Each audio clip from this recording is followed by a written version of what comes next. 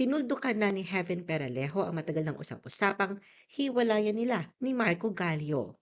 The Philippine Showbiz List presents detalye sa hiwalayan ni Marco Gallio at Heaven Peralejo. Heaven unfollowed Marco on Instagram. Noong June 2025, muli naging sentro ng atensyon sa social media ang tambalang Heaven Peralejo at Marco Gallio matapos pumutok ang mga balita ng umano'y hiwalayan. Lalong lumakas ang mga espekulasyon na biglaang i-unfollow ni Heaven si Marco sa Instagram at tanggalin ang lahat ng larawan nilang magkasama. Ang mga fans ay lubhang nabigla, lalo na't ilang buwan pa lamang ang nakalipas mula ng ibahagi ng dalawa ang kanilang matamis na relasyon sa publiko. Ang mas lalong nakadagdag sa usapan ay ang pag-post ni Marco ng isang cryptic Instagram story na may linyang "Maybe in another life, another universe." Bagamat maikli, ramdam ng marami ang bigat ng mensahe. Nagsimula ang mga hinala na mapansin ng mga netizen ang pagkawala ni Marco sa Instagram feed ni Heaven. Wala nang bakas ng kanilang mga sweet moments, maging ang mga simpleng litrato na nagpapakita ng kanilang closeness ay nawala na rin. Gayunpaman, nananatili pa rin sa account ni Marco ang ilang larawan nila ni Heaven dahil lalo pang malito ang mga fans. Para sa ilan, baka raw may tampuhan lamang at baka maayos pa ang lahat. Ngunit para sa karamihan, malinaw na may malalim na dahilan sa likod ng biglaang hakbang na ito ni Heaven. Napansin din ng mga netizen na kahit nawala na ang mga personal na larawan ng dalawa, nandoon pa rin ang ilan nilang endorsements kung saan magkasama sila. Nagsimula ang tunay na pagtitinginan ni na Heaven at Marco sa set ng The Rain in España, isang hit Filipino series na pinalabas noong 2023. Sa seryeng ito sila ang pangunahing tambalan. Ang kanilang chemistry ay hindi may kakaila, natural, matindi at punong-puno ng emosyon. Hindi nagtagal, lumampas ito sa harap ng kamera at naging isang totoong romansa sa likod ng eksena. Noong November 2024, kinilig ang maraming fans na magpalitan sila ng I love you sa social media. Isang tila kumpirmasyon na may espesyal na namamagitan sa kanilang dalawa. Sa mga sumunod na buwan, naging bukas ang dalawa sa pagbabahagi ng kanilang mga sweet moments online. Mapapansin sa kanilang mga TikTok videos ang saya at pagiging komportable sa isa't isa. Makikita rin ang kanilang mga bonding moments tulad ng pagluluto sa bahay, simpleng date nights at mga caption na puno ng lambing. Hindi nakapagtataka na naging paborito silang tambalan ng maraming netizen. Para sa karamihan, sila na sana ang forever na inaasam ng bawat fan ng isang love team. Vivory was rumored to be Marco's new dating partner. Kumalat online ang isang viral clip kung saan namataan sina Marco at Vivory Escleto sa iisang event. Agad ito naging usap-usapan lalo na't lumalabas ang balitang si Vivory umano ang bagong idinidate ni Marco matapos ang umano'y hiwalayan nila ni Heaven. Ang naturang video ay agad na naibahagi sa isang entertainment portal at mabilis na nag-trending.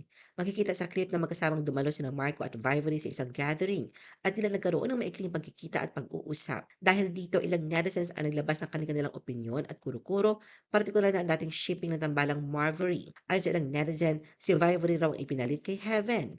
Hindi naman ito nalalayo sa mga dating balita dahil bago pa man ipareha si Marco kay Kisses de la Vie noon, marami na nagsuportang maipareha siya kay Vivory. Naging popular ang Marvery love team sa ilang fan spaces noong mga panahon nagsisimula pa lamang si Marco sa showbiz. Hindi rin napigilang magbigay ng komento ang iba't ibang netizens sa comment section ng video. May mga natuwa at nagsabing bumalik na raw muli ang tambalang Marvery, habang iba naman ay may halong pangamba at tanong kung may kinalaman ba si Vivory sa hiwalay ng tambalang Marvin o Marco at Heaven. Heaven confirmed the breakup with Marco.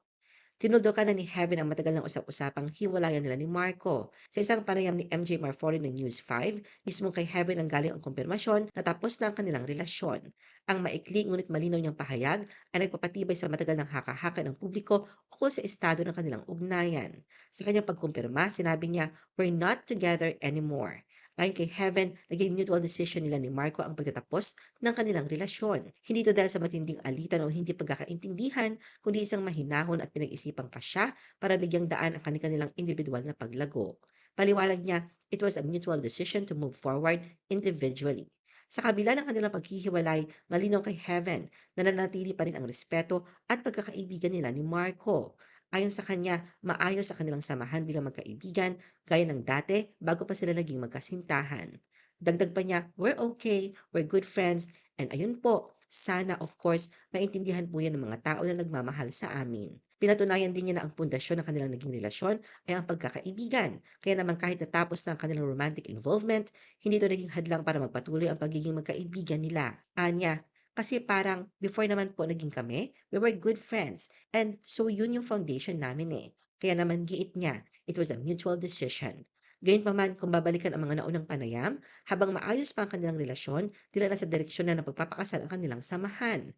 Makikita sa kanilang mga public appearance noon ang tunay na kasayahan at pagmamahalan. Saad ni Heaven noon, gano'n naman po talaga. Nang tanungin siya kung handa ba siyang makatrabaho muli si Marco, malinaw ang sagot ni Heaven na sa ngayon ay kailangan muna nilang bigyan ng espasyo ang isa't isa. Anya, as of the moment, we have to give time to each other, di ba? To breathe muna and everything like that. Pero once we see each other naman, and when we see each other, okay kami. Parang walang nagbago. Ano ang masasabi mo sa video na ito? Mag-like o mag-react at huwag mahiyang mag-comment. For our YouTube viewers, huwag kalimutan mag-subscribe at i-hit ang notification button. At para sa aming Facebook viewers, mag-like at follow sa aming Facebook page para updated ka sa mga showbiz chika. Thanks for watching!